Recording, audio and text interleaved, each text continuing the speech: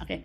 Hello, assalamualaikum. Good afternoon, Saudi. And also good evening to Philippines. So for today video guys, ganito po ang gagawin natin. Kasi kahapon po, na-misunderstanding po si Ate Saida at saka yung maneho po. Ang ginagawa ng maneho po, dumating yung maneho ng 1:30. Dumating po yung maneho ng 1:30. Tapos, yun po, ang ano po, pagdating po ng maneho ng 1:30 po, nag-ano po sa kay Ate Saida po kung ano po ang pagkain, kung naluto na ba yung pagkain. Ang sabi po ni Ate Saida po, hindi pa po naluto yung naluto na po yung pagkain. Tapos sabi niya, pwede mo ba ako ipaghain po? Kasi ano, ang tawag nito, may pupuntahan ako kasi inuutosan ako. Ito naman si ate is na mamlansa. Tapos sabi niya, saglit lang, patayin ko muna yung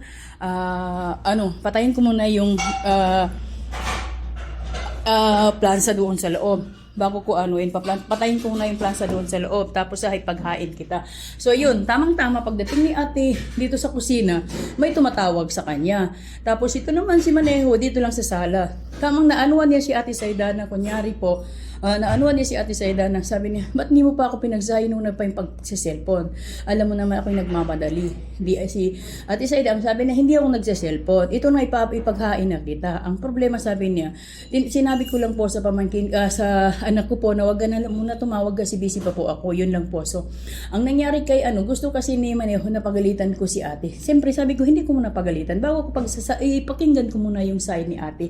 So, ang pangyayari, yun yung pinaliwanag ni ate. So, ang gagawin natin ngayon kay ate, kunyari, i-hide natin yung camera. Kunyari, mag-away kami ni ate. Tapos, hindi natin yung camera. Kunyari, sasabihin ko na, totoo, nililibak mo ako. Sabi ng Maneho, ganito, ganyan. Tapos, paprank natin. Tapos, mamaya-maya, natin.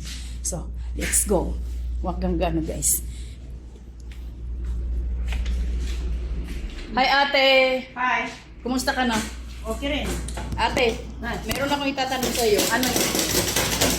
Sandali. Ate, tapatin mo ako. Gusto ko sa ate. Kasi may nagsabi sa akin ate. Sabi ng Maneho, dahil sa kahapon, kinakampihan daw kita. Alam mo ba, sabi niya, kampihan mo na yan. Kampihan mo na yan. Hindi yan, walang kamera yan ate. Nagpatay yan kamera na yan. Pero nilagay ko lang yung cellphone kasi nagsa-charge. Tapos sabi niya, hindi mo ba alam, kinakampihan mo yung sa Idene? Pag alam mo, hindi mo alam kung ano-anong sinasabi niya sa'yo, kunyari, ikaw yan, nagmamataas ka dito, kung ano-ano ka dito, para ka daw boss dito, palibhasa, ikaw ang i-charge dito ka Lydia, tapos palibhasa, ikaw ang humahawak ng budget, lahat, tapos konting lang mali. At ay kilala mo ako, minsan hindi kita pinapagalitan. Love na love kita. Kahit anong mali mo, ginagawa ko, tinutulungan kita. Kahit labag sa loob mo, kahit ayaw mo, tulungan kita, tinutulungan kita. Kasi mahal kita eh. Yun ako eh. Tinuturing kita parang kapatid ko po na babae. Opo. So, ang isa lang ang itatanong, isasagot mo ate. Totoo ba yun o hindi? Ganito, Pride.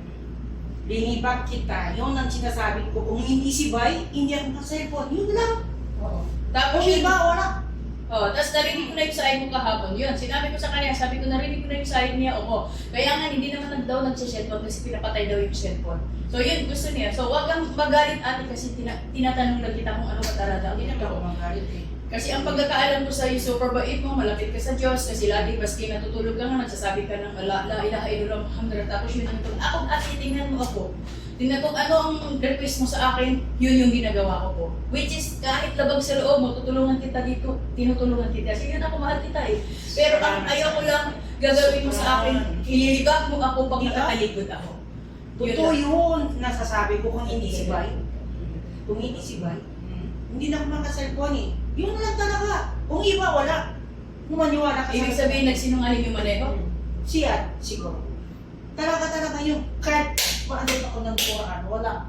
Kaya wala na nasabi ko. Yun lang, ang tinataynaano lang kita. Kasi mamaya po, wala siya dito, naglilinis siya ng kotse ngayon. Kasi sabi ko, tatanungin kita kung totoo yun. Kasi yun ang sinasabi niya sa akin, nililibak mo ako. Kaya ate, huwag kang umalis kasi, huwag kang magalit kasi, it's a prank! Hindi. Ako yun. I-prank lang yung guys. Ngayon, ito po, napakasarap po ang luto niya ngayon sa area. Tapos mayroon siyang fried rice. Tapos mayroon pa siyang sinigang na ulam. Ay, hindi ulo ng Lapu-lapu. Tapos meron pa siyang pinifrito. Yan po si ate. Kaya po ang nangyari sa amin, yung mga katawan namin dito, parang katawang ano. Kasi paano? Lamon ng lamon. Yan guys. ang paborito ni Bay. Yan. Kahit pagod na ako kung ginagawa ko. Tingnan nyo guys. Kahit naluto na, ginawa pa niyang fried rice kasi alam niya paborito ko. So, Pero hindi ka. oh, yun na lang. Dito na lang natin natapusin kasi naprank lang si ate kasi ini-end ko na pa kasi iiyak siya. Umaiyak na siya. Ini-end live ko lang. Maniwala ko. Thank you so much. Ate, I love you. I love you, ate. Hindi naman ako naniniwala eh.